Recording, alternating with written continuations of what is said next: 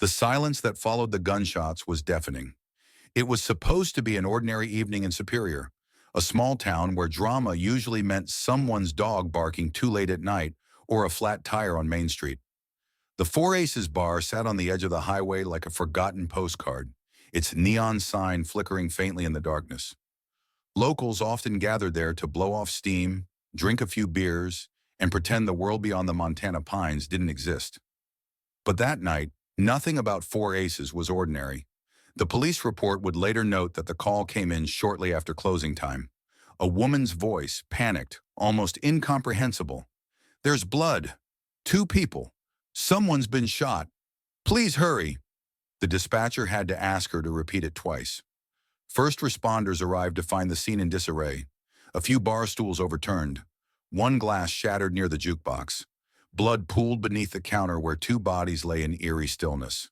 One male, slumped behind the bar, and one female, collapsed just feet away from him. A Glock 19 was found on the floor, partially tucked beneath a bar stool, as though dropped mid-flight. No immediate signs of struggle, no shattered furniture, no witnesses claimed to have seen an argument. Both victims were pronounced dead at the scene or shortly thereafter. The man, identified as Logan Gardner, was a local bartender. 28, unmarried, no criminal history. He'd worked at Four Aces for just under a year. The woman, Jenny Benson, was well known in the community. She taught third grade at the elementary school, volunteered at animal shelters, and had a reputation for being kind, soft-spoken, and dependable. The shockwaves spread fast. News of the shooting rippled through town like a spark through dry grass. In a place where most people didn't even lock their doors, the idea of a double homicide felt surreal. It wasn't just the violence. It was the victims. Logan was a fixture behind the bar, a face people trusted with their drinks and stories. Jenny was the kind of woman who waved at you in the grocery store even if you hadn't spoken in months. There was no immediate sign of who had done it. Witnesses gave fragmented statements. One man thought he saw a figure leave the bar seconds after the shots rang out. Another insisted there was no fight beforehand, just a weird sort of tension in the air. A woman mentioned hearing something that sounded like a door slam just before the first shot, but couldn't be sure. No one claimed to have seen a gunman directly. And then there was the vehicle. A dark-colored SUV was caught on a nearby traffic camera exiting the area roughly 4 minutes after the 911 call. Its license plate wasn't clearly visible in the grainy footage, but the make and model were enough to raise eyebrows. A 2015 Ford Escape, identical to the one registered to Jenny Benson. When officers visited the Benson residence the next morning, the house was locked. Lights off. No sign of forced entry. Jenny's purse was still inside on the kitchen table. Her phone was there too. What wasn't there, what couldn't be found, was her husband, Craig Walter Benson. Craig had left no note. His cell phone was off. He hadn't shown up for work. Neighbors hadn't seen him. The Ford Escape was gone. Authorities now had 2 dead bodies, a missing husband, and no witnesses who could explain what had happened in those final minutes inside Four Aces. But rumors were already beginning to form. Some said Craig had always been a little off, too quiet, possessive. Others swore Jenny and Logan had been too friendly lately. There were whispers of jealousy, resentment, a marriage under pressure. Nothing confirmed. Nothing solid. Just shadows in a town that suddenly seemed to hold far more secrets than anyone had realized. The local sheriff's department issued a BOLO for Craig Benson, labeling him a person of interest, not yet a suspect, at least not officially. In the days to come, Superior would watch its peaceful reputation unravel. Headlines would draw national attention. Friends would become wary of each other. Families would whisper behind closed doors. And behind the growing cloud of speculation, one fact stood firm. Something terrible had happened inside that bar. Something deliberate, something final. The story didn't begin with blood, but it would be stained by it. And the deeper investigators dug, the more they realized. The truth wouldn't come clean easily. Before the chaos, before the blood, before the headlines, there were just people. Jenny Benson wasn't famous. She wasn't controversial. She didn't chase attention. She lived quietly but intentionally in a town that knew her not by reputation, but by presence. A third-grade teacher at the local elementary school, she was the kind of woman who remembered every child's birthday and bought extra supplies for students who came to school with none. Her life was stitched into the fabric of Superior in small, invisible ways. She grew up 2 towns over, graduated from the University of Montana, and came back not because she had to, but because she wanted to. The town made sense to her, predictable, close-knit, honest in its own quiet way. She'd married Craig Walter Benson 6 years prior. They met at a summer fair, introduced by mutual friends, and married less than a year later. From the outside, they seemed well matched. Craig, a reserved, mechanically inclined man who worked in cabinetry and furniture repair. And Jenny, warm and expressive, someone who softened the spaces she occupied. But people only saw what couples let them see. Craig wasn't a man of outbursts. He didn't drink heavily. He didn't disappear for nights on end. He was reliable, home every evening, bills paid, lawn mowed. But his silence wasn't just personality, it had gravity. He didn't argue, but he didn't yield either. And over time, Jenny stopped talking about the small things, then the medium ones, then the ones that mattered. Their closest friends noticed the subtle shift, not in fights, but in distance. Fewer photos together, separate cars to events, long pauses in conversations where laughter used to live. One of Jenny's coworkers recalled, "She still smiled, but it started to feel like something she practiced." Logan Gardner, by contrast, was newer to town. 28, bartender, former college athlete with a friendly face, and a habit of remembering everyone's drink order. He wasn't flashy, but he was magnetic in the way easygoing people often are. Customers at Four Aces liked him. He brought energy to a place that hadn't changed in years. He and Jenny weren't close. They didn't text outside of work hours. They didn't have a history. But over time, their conversations, casual, lighthearted, began to form a rhythm, a familiarity. They weren't romantically involved, but observers sometimes see intimacy where none exists, especially when viewed through the lens of jealousy. There were no known warnings, no threats, no restraining orders. But in the weeks leading up to the shooting, Jenny's world had started to narrow. She pulled back from social gatherings. She declined invitations she once accepted without hesitation. She confided in one close friend that she felt muted in her own life. And then there was the note, found later in a folder of lesson plans, tucked behind a class syllabus, was a page she had started writing. Not addressed to anyone, not finished, but it said enough. It's hard to explain when nothing is technically wrong. There are no bruises, no screaming, just stillness. And sometimes I think stillness can kill you slower than violence. That sentence would haunt investigators. It would reframe how they looked at the couple, not as a broken marriage, but as a quiet suffocation. Superior, Montana wasn't prepared for this kind of story. Crime existed, yes, but not like this. Not the kind that made you question how well you knew your neighbor. Not the kind that made you revisit every ordinary interaction for signs you missed. Jenny and Craig had hosted barbecues, helped neighbors shovel snow. They were, by all appearances, fine. But beneath appearances, something had been eroding for years. Logan had nothing to do with their marriage. He just happened to be in the frame at the wrong moment. The town's tendency to speculate would swirl around him, rumors of an affair, suggestions of flirtation. But none of it stood on evidence. There were no love notes, no exchange gifts, just two people talking across a bar, the way people do every day in small towns. Yet in the mind of someone who felt control slipping, that conversation may have become symbolic, a threat, not because of what it was, but because of what it represented: freedom, choice, the change. Craig had no criminal history, no prior arrests, no known aggression. But absence of violence is not the same as presence of peace. His past wasn't littered with red flags. It was a collection of unmet needs, unspoken frustrations, and internal stories that had never been questioned. As law enforcement pieced together these backgrounds, they understood the key truth. This wasn't just a crime about what happened. It was about who it happened to, and what led them, silently, to that moment inside Four Aces. The investigation into motive had to begin with identity. There's a strange thing that happens when tragedy touches familiar places. The mundane suddenly feels haunted. The smell of spilled beer clings to the walls longer.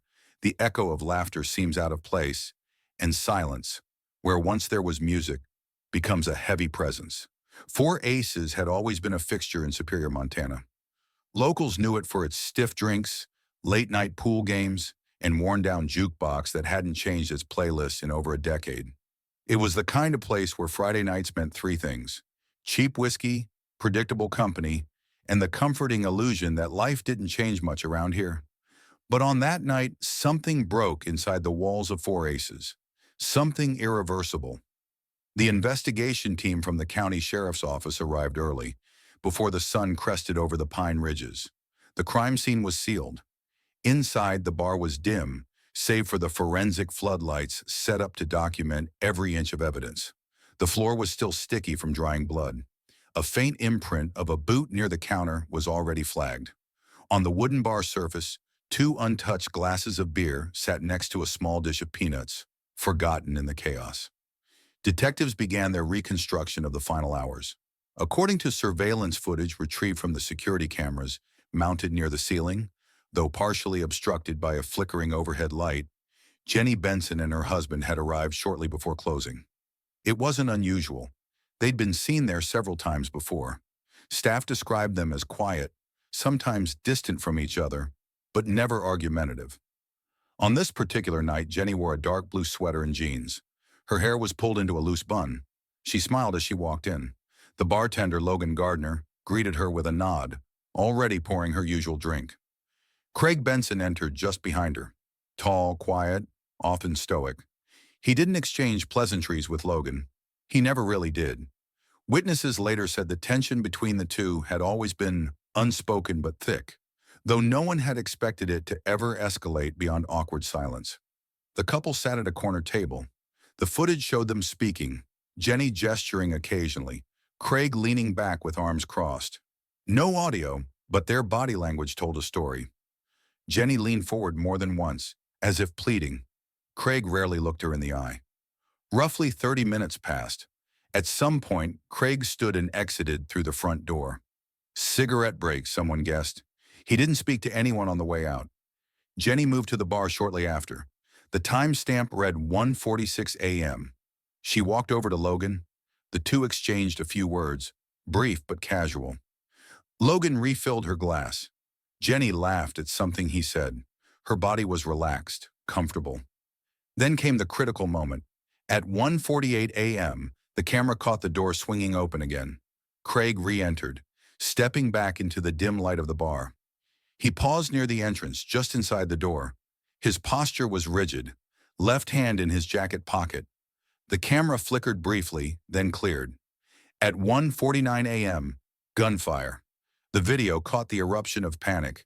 People ducked, screamed, ran. The footage blurred as motion and chaos overwhelmed the lens.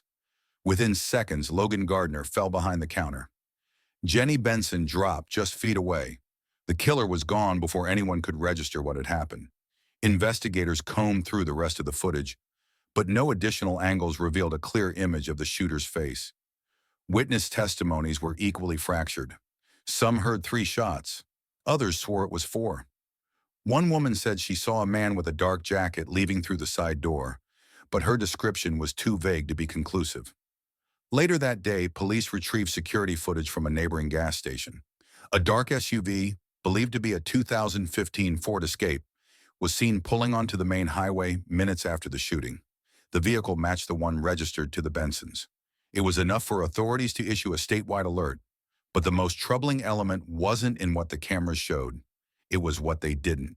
There was no fight, no screaming, no physical altercation, no moment of clear provocation, just a quiet bar, a brief conversation, and then death. Investigators began to question whether this had been a crime of passion or something more premeditated. In Superior, rumors began to ripple through the tight-knit community. There were whispers of jealousy, talk of emotional distance between the Bensons. Some said Jenny had confided in a friend that her marriage had grown suffocating. Others claimed Logan and Jenny had been spending too much time talking when Craig wasn't around. Nothing confirmed, of course, but speculation, when mixed with fear, spreads fast. At the local school where Jenny taught, her colleagues gathered in quiet disbelief. She had been planning the new semester, decorating her classroom, even leaving behind notes for substitute lesson plans just days before the shooting.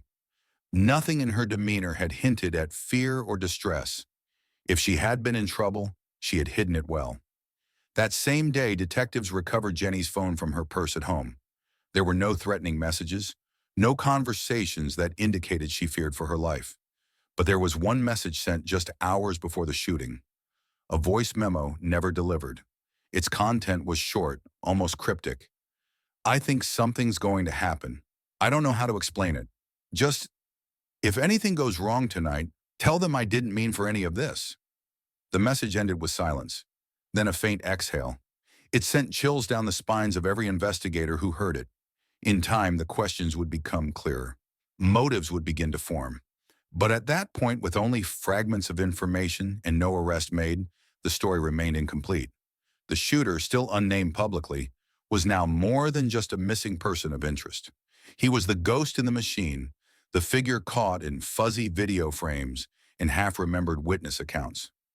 Somewhere in Montana, he was driving away from a crime scene that had shattered a town. And as the sun set on that first day, the sense of disbelief hadn't yet worn off. It lingered like smoke, like blood on wood. By the time the morning news picked up the story, the town of Superior had already shifted into a quiet state of unease. Word of a double homicide at Four Aces traveled fast, especially in a place where people typically read about lost pets or weekend garage sales in the local paper. Now neighbors stood in their driveways, hushed, uncertain, trying to understand how something so final and violent had unfolded just a few blocks from their homes. Law enforcement wasted no time. The first critical move came before dawn, when officers visited the Benson residence. The house sat in a quiet cul-de-sac just outside the main town strip. It was a modest, well-kept home, nothing extraordinary. White siding, a faded basketball hoop above the garage, wind chimes on the porch still swaying softly in the breeze. The door was locked. There were no signs of forced entry or struggle. Through the window, the living room looked untouched, the kitchen counters clean. A coffee mug sat beside an open laptop. The ordinary, undisturbed scene was unsettling in its contrast to the horror just hours earlier. Officers entered the house after confirming no one was answering. Inside, everything appeared as it should, except for one glaring absence. Craig Benson was gone. Jenny's purse was still on the dining table. Her keys, wallet, and phone were there. Her car, however, wasn't. The 2015 Ford Escape registered in her name had vanished. A check of local traffic cameras confirmed what investigators feared. At approximately 1:56 a.m., just minutes after the final gunshot, a dark SUV resembling Jenny's vehicle was seen turning onto a frontage road that led to Highway 93. What followed was a multi-county search that escalated with each passing hour. Craig wasn't answering his phone. His social media accounts were inactive. His bank cards showed no transactions. No one at his place of employment had seen or heard from him since the prior morning. He hadn't called in. He hadn't left a message. His sudden and unexplained absence transformed him instantly in the eyes of investigators, from grieving husband to prime person of interest. But it wasn't just his disappearance that raised red flags. Neighbors told law enforcement that the Benson household had been tense in recent months. No loud arguments, no police calls, but something about the energy had shifted. One neighbor recalled that Craig often sat alone on the front porch in the evenings, chain smoking. Another mentioned seeing Jenny leave the house more frequently on her own, sometimes looking as though she had been crying. At the sheriff's department, a dedicated team was assigned to the case, led by senior investigator Carla Morrison, a veteran with a sharp mind and a reputation for navigating high-emotion cases with clarity. She requested a full psychological background check on Craig, asked for any history of mental health evaluations, domestic disputes, or firearm registrations. While nothing immediately alarming showed up in public records, the absence of a clear behavioral baseline made him harder to profile. The vehicle became the focus. By mid-afternoon, the Ford Escape was officially entered into the National Law Enforcement Database. Officers in neighboring counties were put on alert. Patrol units monitored gas stations, highway rest stops, and rural exits. Helicopters were not yet deployed. This wasn't a federal manhunt, but the urgency was building, and every hour that passed without a lead deepened the community's anxiety. That night, a potential breakthrough came from a state trooper posted outside Missoula. He spotted a vehicle matching the escape's description exiting a gravel turnout onto a lesser-used road near the Lolo National Forest. The vehicle's plates matched the Benson registration. The trooper initiated a stop, cautiously approaching with his hand near his holster. The man inside the car complied without resistance. No erratic behavior, no explanation. It was Craig Benson. Inside the car, officers found nothing out of place. No bloodstains, no weapons, no signs of a struggle. Just an overnight bag, a half-empty bottle of water, and a copy of an old Stephen King novel lying on the passenger seat. He didn't seem panicked. He didn't ask about Jenny. He offered no protest as he was taken into custody. But it wasn't what Craig said that struck investigators most. It was what he didn't. He didn't ask what happened. He didn't request a lawyer. He didn't demand to make a phone call. He sat quietly in the back seat of the cruiser, his gaze fixed somewhere in the distance, as though the arrest had been inevitable, as though he'd been waiting for it. When brought in for questioning, Craig's responses were clipped, often vague. He admitted to being at the bar with Jenny. He acknowledged leaving the table to get some air. But when asked what happened next, his memory became foggy. He claimed he couldn't recall much after stepping outside. He said Jenny had wanted to leave with someone else, but that he hadn't been processing things clearly. He didn't confess to anything. He didn't deny everything either. Legally, it wasn't enough. There was no direct eyewitness placing Craig with a weapon, no footage clearly identifying him as the shooter, no fingerprints recovered on the firearm. Prosecutors needed more.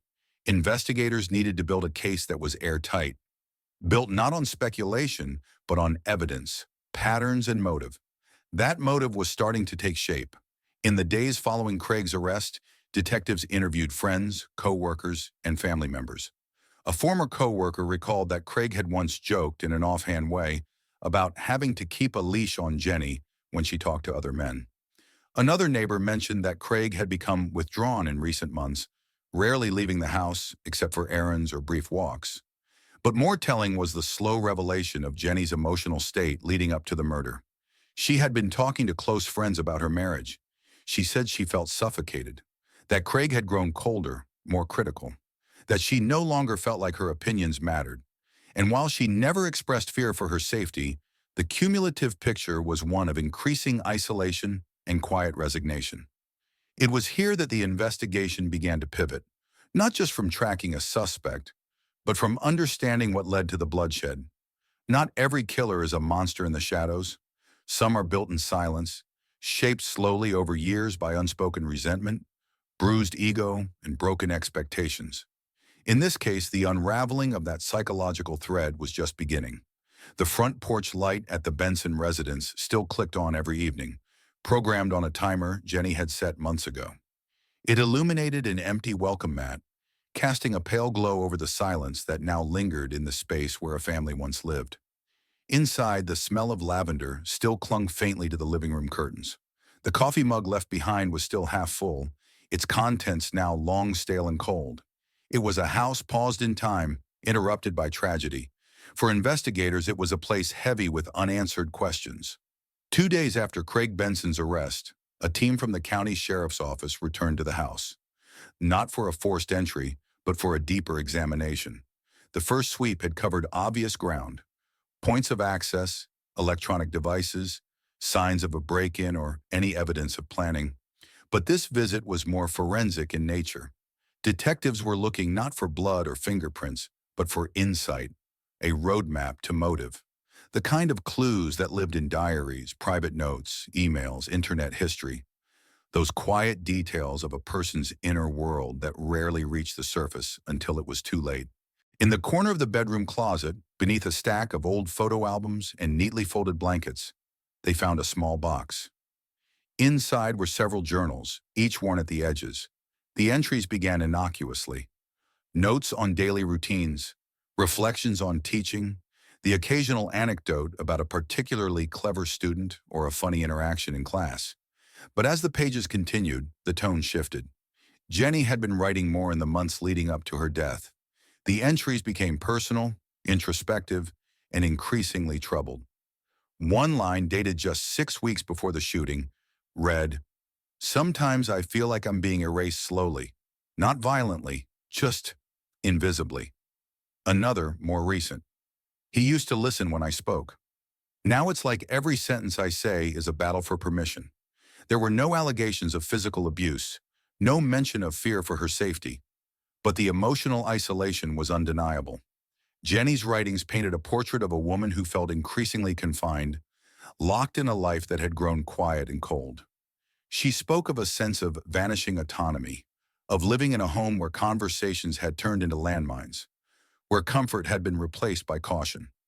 Investigators treated the journals as evidence, not of a crime, but of context. It helped define the atmosphere inside the Benson home. Not volatile, but brittle. Not explosive, but suffocating. And then there was the note, folded and placed between the pages of one of her notebooks, on stationery from her classroom, was a handwritten letter addressed, but never delivered, to an unnamed recipient. It wasn't signed, it wasn't dated, but it was unmistakably Jenny's handwriting. "If something ever happens, I need you to know I tried. I really did. I tried to be patient. I tried to be loving. I tried to give it more time. But I'm drowning in something that doesn't look like love anymore. And I don't know how to climb out of it without breaking someone. I don't want this to end in pain, but I feel like pain is the only way this ends." The note was photographed, sealed, and added to the case file. While some might argue that marital dissatisfaction does not predict violence, investigators had learned, often the hard way, that emotional control and possessiveness could manifest just as dangerously as overt aggression. And in this case, it wasn't just about what had been written, it was about what hadn't been said aloud, what had stayed in the margins of daily life, between meals and work hours and silent car rides. Interviews with friends continued throughout the week. One colleague of Jenny's, a fellow teacher, shared that Jenny had confided in her just weeks earlier. She hadn't been sleeping well. She was considering a short separation. "Just some space," she had said. "Nothing dramatic. No affair. Just a breath." She never took it. Another friend said that Jenny had recently stopped inviting people over. Not because she wasn't allowed to, but because it just didn't feel like her home anymore. She described a gradual withdrawal, a sense of Jenny becoming smaller, not in presence, but in spirit. It was this invisible erosion that detectives fixated on. What had changed? They turned next to Craig's psychological profile. With proper warrants, they accessed his prior employment records, medical history, and digital correspondence. While he had no known criminal background, a private therapy record obtained through legal channels revealed that Craig had once sought counseling for emotional disassociation and intimacy issues following the loss of a family member. His sessions had ended abruptly, no follow-ups. His digital search history provided little clarity, a mix of woodworking tutorials, DIY home maintenance, news articles, and a handful of relationship advice forums. Nothing directly incriminating, but one thread saved to his browser bookmarks was titled, "When your partner pulls away emotionally, what do you do?" The responses were varied. Some suggested patience. Others hinted at control. One reply read simply, "You either fight for them or prepare to lose everything." It lingered in the minds of the investigators. No one wakes up and decides to kill without some internal narrative that makes the unthinkable feel justified. The investigators weren't looking for excuses. They were seeking patterns, signals that could help explain how something like this could happen. Because real crime, unlike fiction, rarely offers perfect logic. It unfolds through small, compounding decisions, left unchecked until they tip into tragedy. In the Benson case, the picture wasn't one of sudden rage. It was one of slow erosion, a silent crumbling beneath the surface of daily life. And at the center of it all was a woman who had tried, quietly and earnestly, to endure. Forensic science doesn't care about feelings. It doesn't respond to grief or guilt or sorrow. It deals in hard truths, chemical residue, ballistic angles, tissue damage, and timelines that can't lie. When emotion clouds every conversation and speculation spreads faster than facts. Forensics becomes the one impartial witness to what truly happened. In the Benson Gardner case, the investigation had reached a point where emotion had already flooded the public sphere. Vigils had been held for Jenny outside the school where she taught. A corner of Four Aces had been turned into a temporary memorial, covered with handwritten notes and sunflowers. But for the team of crime scene analysts working behind sealed doors, their task wasn't to mourn, it was to reconstruct the chain of events with meticulous, clinical precision. The firearm recovered at the scene, a Glock 19 standard model, was logged, photographed, and sent for ballistics and fingerprint analysis. It had been found near the base of a bar stool, partially concealed. Initial observations showed no blood on the weapon, but potential smudging near the slide. A full dusting was done for latent prints. Surprisingly, the initial sweep revealed no viable fingerprints, only partials, none of which were identifiable. The gun was wiped or handled in a way that avoided clean contact. It was one of several subtle signs that indicated forethought, not frenzy. The bullets told a more specific story. According to the coroner's report, Logan Gardner had sustained 2 gunshot wounds, one to the upper chest and another fatal shot to the side of the head. Jenny Benson suffered a single close-range gunshot to the right temple, angled downward, consistent with an assailant standing over her or firing from a higher elevation. Both victims were killed with the same weapon, the 9mm Glock. The absence of defensive wounds on either body was particularly telling. No scratches, no bruises suggesting a struggle, no signs of physical confrontation. Toxicology on both victims came back negative for drugs. Blood alcohol levels were moderate, consistent with a few drinks at the bar, but not enough to impair reaction. They had both been fully conscious at the time of the shooting. This suggested something chilling. Neither Jenny nor Logan saw the gun in time to react. Crime scene analysts charted a rough trajectory map using laser technology and angle markers at the scene. The spacing between the bar, the stools, and the point of ejection for the shell casings created a tight triangle of movement, supporting the theory that the shooter stood stationary and aimed deliberately. Shell casings found at the scene, 3 in total, were arranged in a near-linear path, consistent with controlled, spaced-out fire. This wasn't a flurry of random shots. It was calculated. Video surveillance footage, while grainy and lacking audio, confirmed the timing. The shooter, still not publicly identified at this stage of the investigation, entered the bar after briefly exiting. Less than 90 seconds passed between their re-entry and the eruption of chaos. The total duration from first shot to exit, under 20 seconds. In those 20 seconds, 2 lives ended, and a town was changed. The forensic timeline helped establish a critical component of the investigation: intent. Spontaneous crimes tend to be messy, erratic shooting patterns, missed shots, inconsistent targeting. What happened inside Four Aces was methodical. Each bullet found its mark. Each victim was hit precisely, fatally.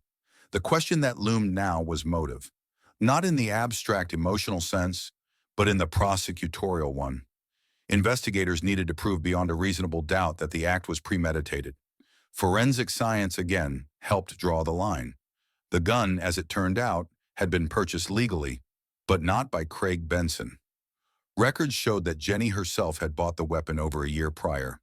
She had taken a basic firearm safety course, citing concerns about living in a more remote area. The gun was kept in the glove box of her vehicle, unloaded according to her friend, who had once gone target shooting with her.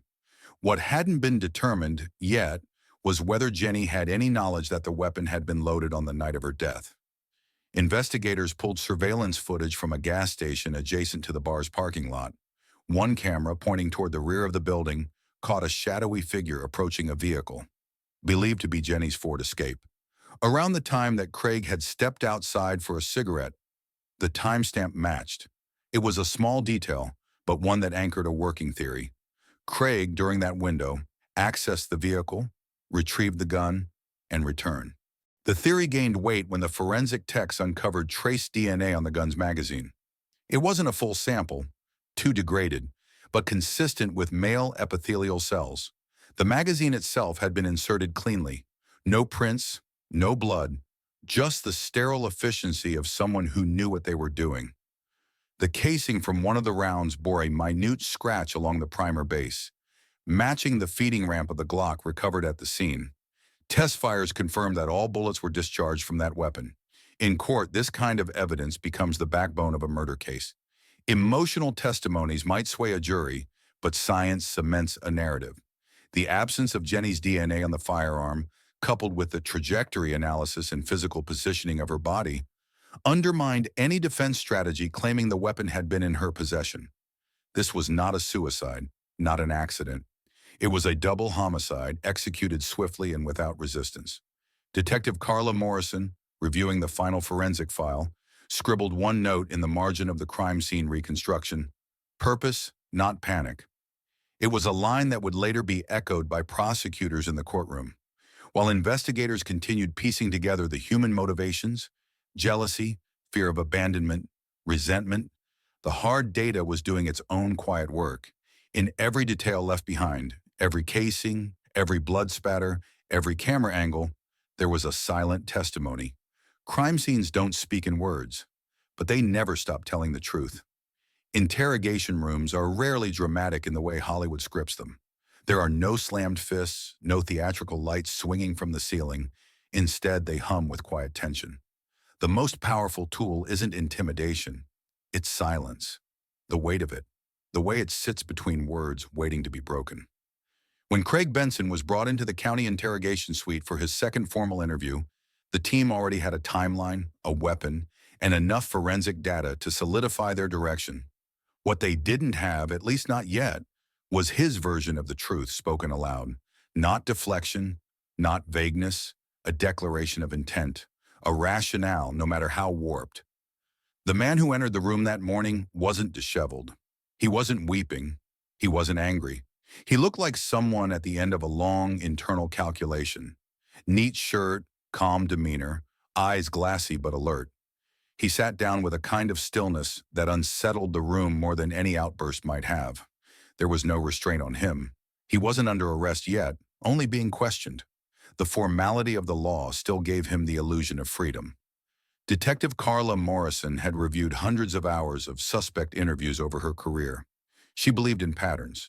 She understood that people often talked not to confess, but to reframe, to bend the story just enough to make it feel tolerable.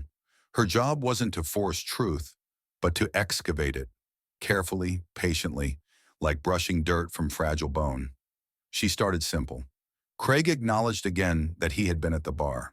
He admitted that he left the table to get some air. He confirmed that Jenny had moved to the bar area while he was outside. When asked what happened next, his eyes drifted. "I don't remember much after that," he said. "Everything felt blurry." He described a kind of emotional fog, a sense of betrayal that wasn't grounded in anything specific, just a growing feeling that he was being replaced. When pressed about whether he retrieved the firearm, he said nothing.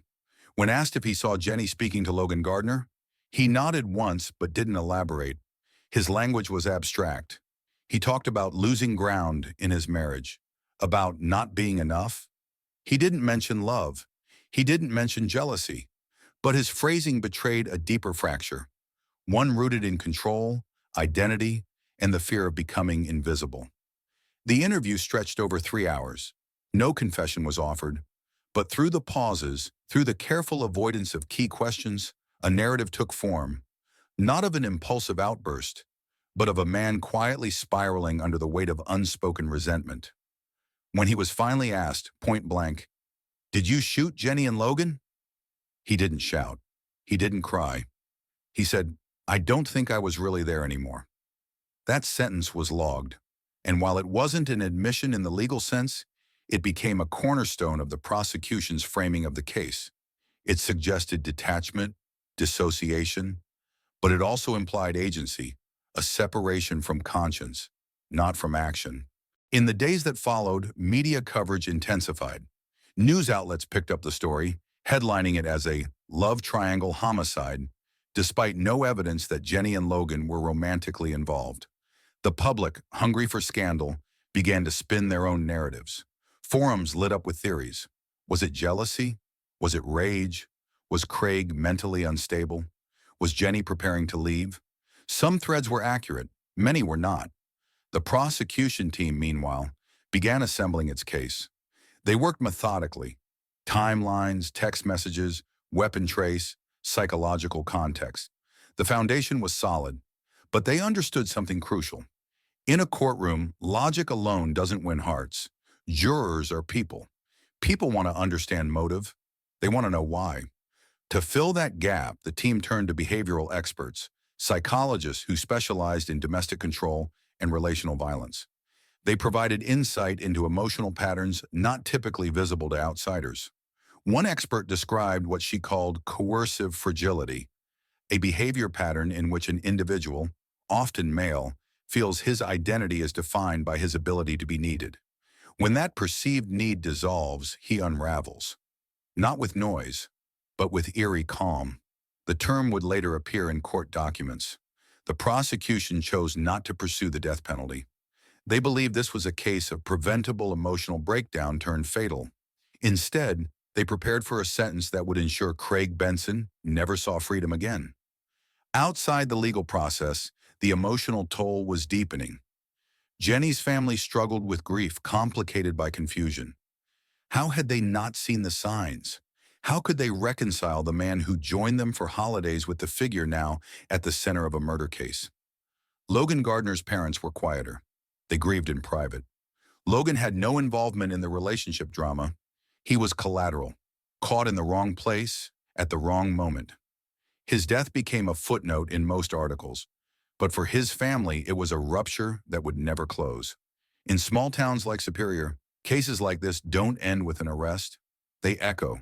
In classrooms where students stare at the empty desk of a teacher who won't return, in bars where stools remain unclaimed, in houses where silence feels heavier than solitude, and in interrogation rooms where suspects speak not to exonerate, but to explain the unexplainable. When a courtroom becomes the final stage of a murder investigation, it is no longer just a venue for law. It becomes a place where memory is dissected, motive is scrutinized, and pain is formalized. What was once whispered in kitchens or scribbled in diaries becomes public testimony. The silence that surrounded Jenny Benson's life and the violence that ended it were now exposed under fluorescent lights and a jury's watchful eyes. The state of Montana versus Craig Walter Benson began with quiet gravity. The trial had drawn regional media attention, but it was not sensationalized. There were no protesters, no mass coverage outside the courthouse. But inside, the air was thick with anticipation, not just for justice, but for understanding. The families wanted answers that forensic evidence alone couldn't provide. They wanted to hear him say why. The prosecution built its case meticulously. Assistant District Attorney Rachel Lynn, known for her precision in high-profile domestic cases, opened with clarity. This was not a moment of passion, but a moment of decision. She reminded the jury that both victims had been shot in targeted, calculated ways. There was no chaos, no struggle, no second chances. This was a choice, she said, and it was made long before the trigger was pulled. Her strategy was deliberate.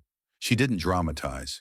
She framed the story as one of emotional decay, the quiet disintegration of a man's sense of identity, who, when faced with losing control, resorted to execution rather than acceptance. Expert witnesses followed. A forensic pathologist explained the bullet trajectories and fatal wounds. The lead crime scene technician broke down the ballistic data, reinforcing the theory that the shooter had known exactly what he was doing. A digital analyst presented the GPS data placing the Ford Escape near the bar at the exact time of the shooting and later tracing its departure toward Missoula. The most powerful testimony, however, came from Jenny's own words. Her journals were entered into evidence and read aloud in portions.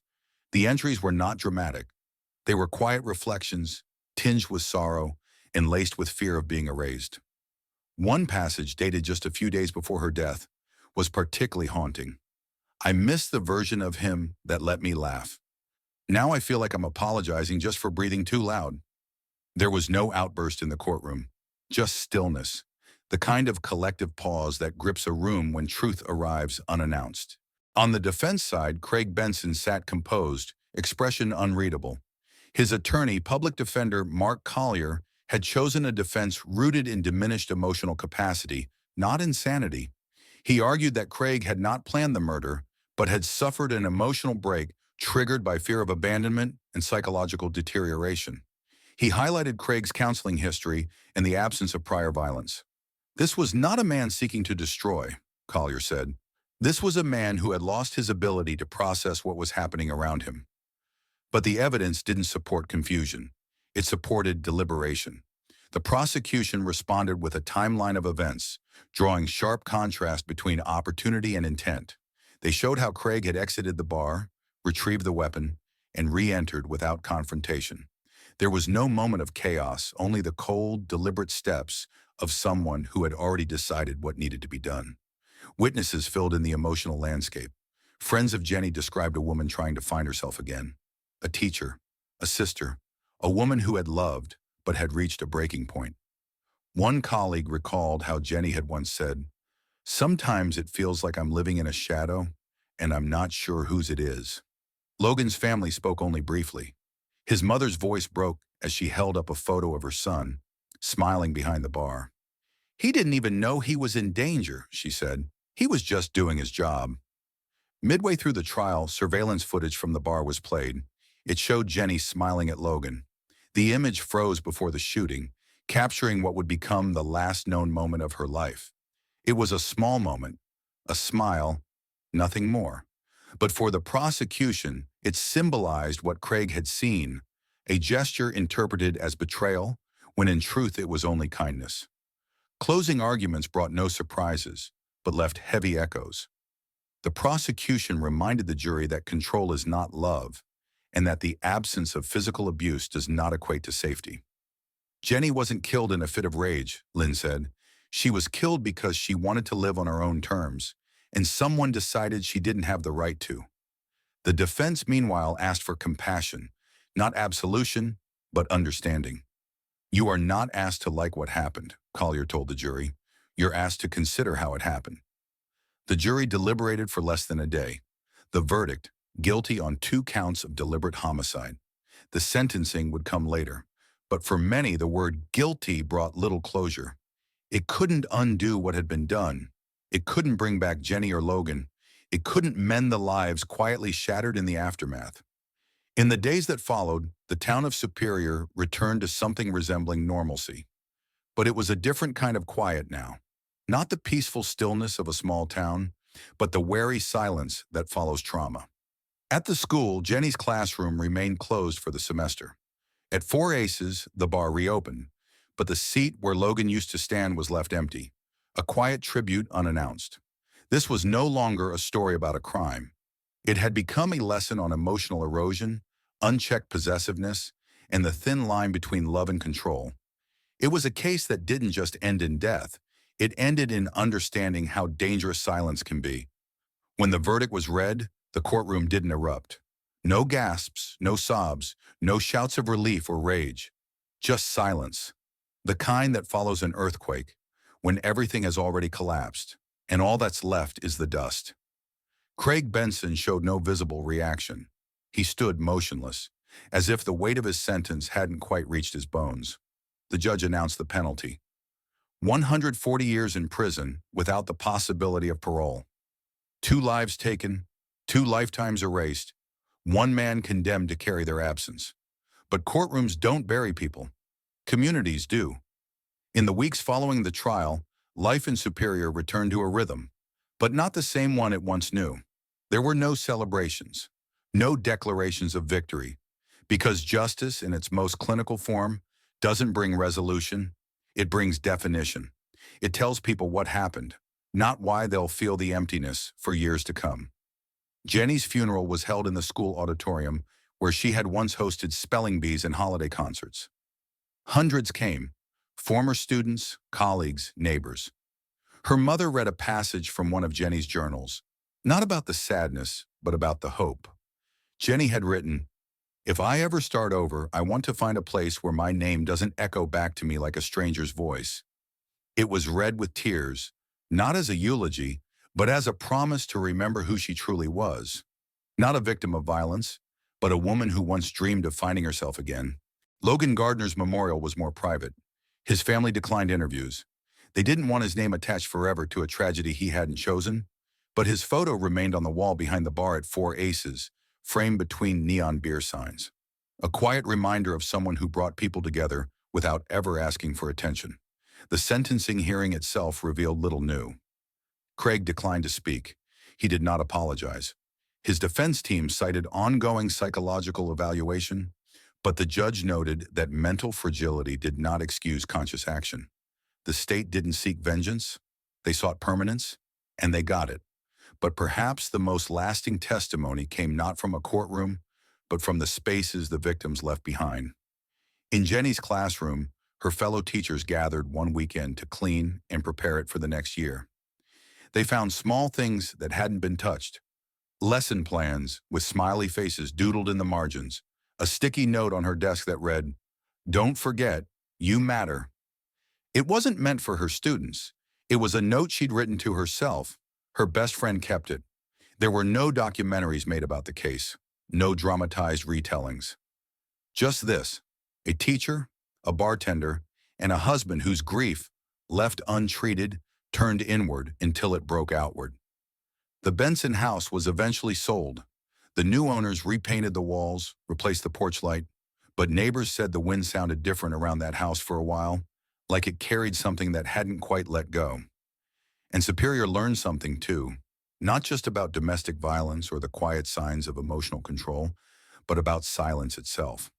The kind that creeps into relationships, the kind that buries words before they're spoken, the kind that smothers until all that's left is the sound of a trigger being pulled.